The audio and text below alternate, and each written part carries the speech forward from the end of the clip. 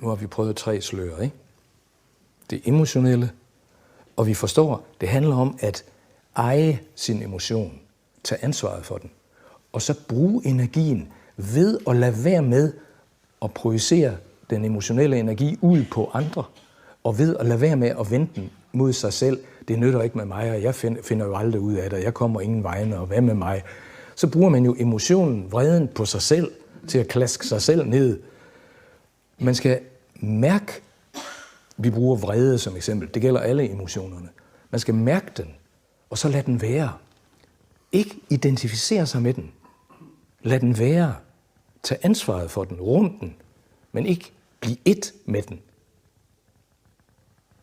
Så får man energien, ilden i emotionerne med ind i praksis. Og det er jo nødvendigt. Det er det første slør, det er det emotionelle. Det næste, det er det mentale.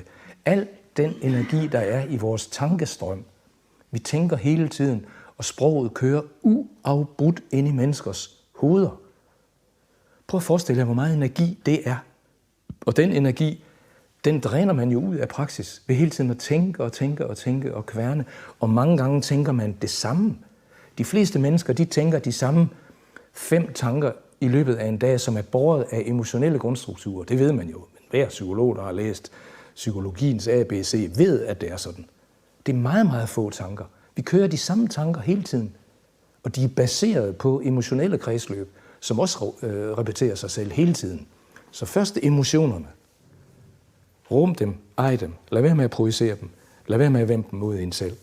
Så sproget. Hele det der tankemønster, der igen og igen forfinet i den mentale energi, det er en meget hurtigere vibration end den emotionelle. Det er en meget hurtigere vibration. Og der kører igen og igen de samme tanker. Man tænker de samme tanker igen og igen og igen. Man har tænkt dem fra man var 4 år. Prøv at gå tilbage og huske det. De samme tanker. Hvad med mig, og hvad med det, og så videre, så videre. Man tænker, man sproglægger de her grundstrukturer. Som Niel engang sagde, praksis for de fleste mennesker består i, at man sidder på puden og genfortæller sig selv. Prøv lige at høre efter. Så det sproglige slør, altså det andet slør, det mentale, det handler om at bruge redskaberne, altså krop, afspænding, åndedræt og åndedrætsøvelser, og empatiske følelser, og neutral iagttagelse, og stilhedsmeditation og dobbeltrettet bevidsthed. Brug det til at nå til en tilstand, hvor der kommer ro i sindet, indimellem. Og det er der, man har muligheden, for der begynder den energi, der hele tiden omsættes i tanker, den begynder at blive frisat. Og det tredje slør, det er, at den energi, der så begynder at blive frisat, den omsætter vi i oplevelser. Det er ikke noget, vi gør, det sker. Så snart meditationen eller praksis bliver dyb, og hjertet åbner lidt mere, bevidstheden åbner lidt mere, så kommer oplevelserne. Og det er vi jo glade for. Så er der jo ligesom snaps på bordet for hulen, i stedet for knækbrød med ost. Så er der pludselig noget, der ligesom giver lidt pift i det. Og de oplevelser, det er det tredje slør. Og så kommer Longchenpa, og vi gør det lige sammen, fordi det er enormt interessant, og det er så simpelt, og det er så svært at gøre. Det er det fjerde slør. Det er, hvad vi gør med sanserne, sanseindtrykkene. Altså, ideen i den her praksis, det er, at alle sanser er vidt åbne. Man praktiserer ikke, kender I de 3 aber, ikke se, ikke høre, ikke tale, meget berømt billede af 3 indiske aber, som viser noget om samadhi. Men sådan er det slet ikke i den her praksis. Altså, øjnene er åbne, ørerne er åbne, og alle sanserne er åbne.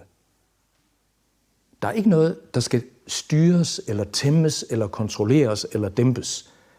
Alle sanser er fuldstændig åbne. Det, der er problemet, eller det, der er opgaven, eller det, der er legen, det er ikke at begynde at gå med sanseindtrykkene. Ikke holde dem væk. Ved at lukke øjnene, så holder vi 75% af alle inputtene i bevidstheden væk. Så snart vi lukker øjnene.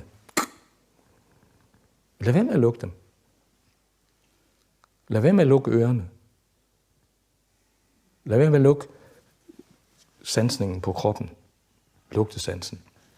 Smagssansen. Lad det helt være åbent. Men lad være med at sætte ord på det. Og lad være med at lade opmærksomheden gå efter en bestemt, særlig kraftig sansning. Ikke for at holde den væk, men lad være med det. Prøv at overlade alle sanserne til sig selv, uden at ville styre og forstå og mene og sætte ord på og døbe. Ej, det er da en meget interessant rød bluse under på dernede. Det er jo nogle specielle farver, der er lidt orange i det og sådan noget. Ikke? Og så er man... Og sådan er det igen og igen med os, ikke? Så kigger man, nej, solen den kommer sgu da interessant ind det. Hvor spejleren siger, jamen den kommer ind ved det vindue der. Ja, den er jo også deroppe. Forstår I, hvad det er, vi gør? Hvor mange af jer ude i feltet kan godt genkende, at det gør vi hele tiden, det her, jeg siger her?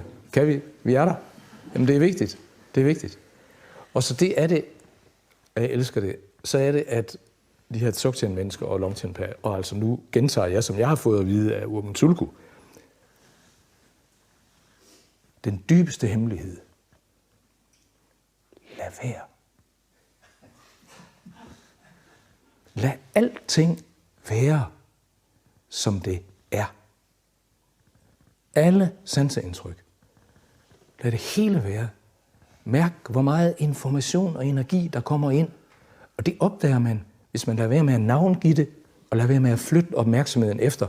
Nej, det var da en mærkelig lyd, og det var da, hvorfor nyser Kai? Og så, så er vi derhenne. Og så er man faldet fuldstændig væk, altså man er kilometer væk fra den non-duale. Ikke også? Hvorfor nyser Kai? Sproget er inde. Jeg har også en reaktion, kunne han ikke lige dyser. Ikke? Og man er over i dualiteten. Kan I se det? Men hvis der bare er et nys, og jeg døber det ikke og siger, at der var en, der nøs. Og jeg begynder ikke at finde ud af, hvem var det, der nøs.